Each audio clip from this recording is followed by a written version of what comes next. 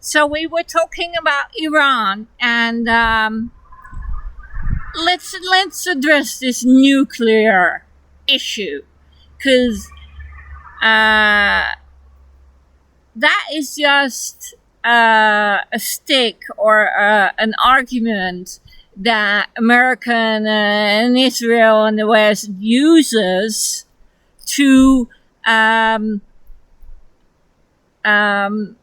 make sure that the negotiations fail, to keep the war going, to keep the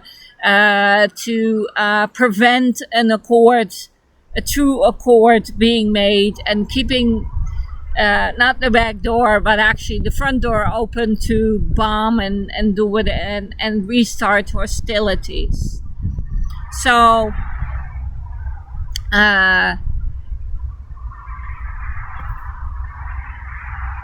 this whole nuclear issue is just a negotiation trick, because Iran has a whole lot of very smart people, and they know they have enough knowledge and they have enough uranium to have built the bomb already, and it is not unlikely, it's not impossible, that they already have at least one nuclear bomb, and they just don't want to admit it, and nobody wants to admit it, but they actually do. And if they didn't build it themselves, Pakistan, their neighbor and friend, already owns a couple of bombs, and so they could have bought through Pakistan. And let's be perfectly honest, when the Soviet Union collapsed, there were tens of thousands of nuclear bombs being sold on the market by ex-military and ex-Soviets and whatever to make a few bucks. So, because after the Soviet Union fell apart, a lot of nuclear bombs disappeared. And nobody knows where they are. They were just sold for profit. So the whole world is full of nuclear bombs. And right now there are a lot of countries who admit or don't admit actually having nuclear bombs, but it doesn't matter. You can almost buy it online in the supermarket, you know. We humans have created so many nuclear bombs during the Cold War. You know, we can destroy this planet 6 times over. And the whole thought that a nuclear bomb may fall into the wrong hands, you know, that's laughable. I mean, we humans have been fighting each other from sticks and stones until nuclear bombs and Star Wars. And so this is just another bomb we created. This very violent race we call human race. So if Iran doesn't have an atomic bomb or a nuclear bomb, it can buy it within 24 hours. So let's be honest and realistic about this. And it doesn't really matter. Because what they said in this movie with George Clooney, that we don't fear a country who has 100 bombs, but we definitely fear a terrorist who has 1 bomb. And I think they're right. But let's be honest, even if we explode 1 bomb on 1 city, you know, it's still nothing in compared to what the human race has destroyed just last century or this century. Do you know how many bombs were dropping on Iran? You know, nobody talks about it. They don't show us in the West the pictures, but you know, let me take a sip.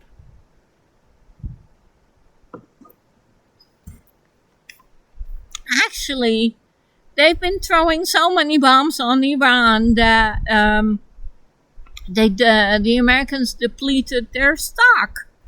And that makes the military-industrial complex, I will call it MIG after this, makes the MIG very happy, because they had all these bombs and rockets and munition, and they had them all, just rotting away in some storage unit somewhere. And they have all these factories building new ones. So that's why America goes to war every 1 or 2 years and drops bombs on black people and brown people and Muslim people, just to get rid of the stock, to keep the factories going, to keep the MIG happy. Because the MIG owns the Republican Party. That has been a known fact within the United States for 80 years, And the average American will tell you, yeah, we're being fucked by the government. The MIG decides everything. That's why we go to war, because they make a shitload of money. And the MIG bought all the politicians, so we don't have free elections. So all this is nothing new. They're talking about how democracy ended with Trump. No, Trump is just the last clown in a long list of actors like Reagan, and clowns like Bush, and clueless like Bush Jr. idiots who are just hired to get the votes and to be their spokesperson on television. And Trump is really good at it. Trump gets the votes. So, he's getting paid a lot of money. And who are paying them? Well, the MIG traditionally has always been Republican. That's why they have to have wars. That's why we're having a war now. And the oil industry. So that's why the wars in Iran and the Strait of Hormuz, to get the price of oil up. And lately, the tech industry, because the tech industry was Democrat, but with Trump they switched sides, and now they're Republican. Why? Because it's not the politics and it's not the parties, because everybody, the whole government is bought and paid for and owned by the 1%. So whatever clown is in the White House, and sorry, Obama, but you did the best you could, but you did not tax the rich, and you did not regulate the big companies who hold monopolies. And that's what the 1% wants. They want no taxes and no interference, so they can monopolize the market and basically establish a rent-seeking monopoly. And that's what's happening now. That's why you're paying a subscription fee for Netflix, for YouTube, whatever, not to watch commercials. And that is why Google has degenerated into a very bad search engine. That's why I use DuckDuck. And but a very good tool for selling things. And that's why Amazon is the feudal lord of internet markets. So, but I'll just take a look at the videos of Varoufakis, that starts with a V, and he's Greek, and he'll tell you all about the feudal lords, the feudal tech lords, and I agree with him. And that's why, and they supported Trump, and that's why um, Musk came in with the chainsaw. That was not to save money on government expenses. That was not about austerity. That was not about firing people. Um, that was not cutbacks on government spending. What he wanted and what he got was all the data which was on government servers. Data they couldn't get to because it was because of privacy. They couldn't get to this data about Social Security, about medical, Medicaid, Medicare. What procedures were they doing to what people for how much, uh, um, and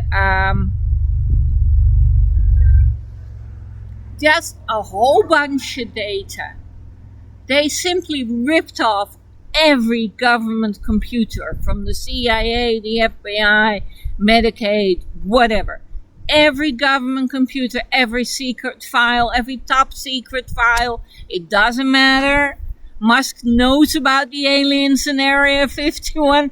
Musk knows everything. And that's what Trump gave him access for, and gave him that was the chainsaw show. It was all about the data, and once he got the data after 5-6 months, he left because not only is he going to use the data as knowledge, as leverage, whatever, he's feeding it to AI. Because to develop AI, you need a shitload of data. You need all the data in the whole world. And so he just ripped off all the government servers. And that was what the chainsaw was about. And if I was an American, I would know that nothing is secret anymore. Musk and the big tech boys know everything about you. Your bank account, you're spending every little thing. Your grades in grade school. And